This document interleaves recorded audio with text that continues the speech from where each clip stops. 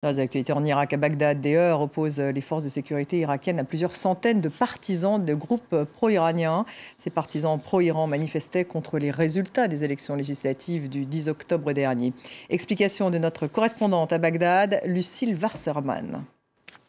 Ces affrontements sont évidemment très inquiétants, mais ils étaient prévisibles à Bagdad depuis 3 semaines, depuis l'annonce des résultats des législatives en Irak. La situation est extrêmement tendue dans cette période préélectorale. Pourquoi ? Eh bien parce que l'aile politique de certains groupes paramilitaires qui font partie donc des forces de mobilisation populaire, cette aile politique a perdu énormément de sièges au Parlement.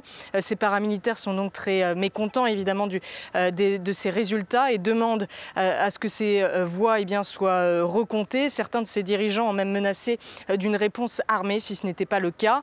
Alors il faut souligner que c'est actuellement le cas aujourd'hui, que certaines urnes en tout cas sont recomptées et que ces plaintes ont été entendues par la haute commission électorale dans le pays. Mais ces paramilitaires semblent avoir perdu patience aujourd'hui et sont donc passés à l'acte ce vendredi.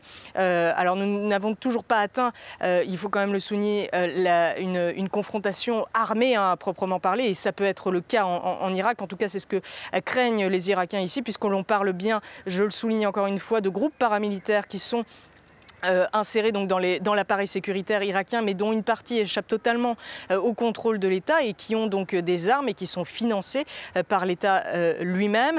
Une confrontation armée avec les autres forces de sécurité de l'État n'est donc pas à exclure en Irak, et c'est ce que craignent évidemment aujourd'hui les Irakiens.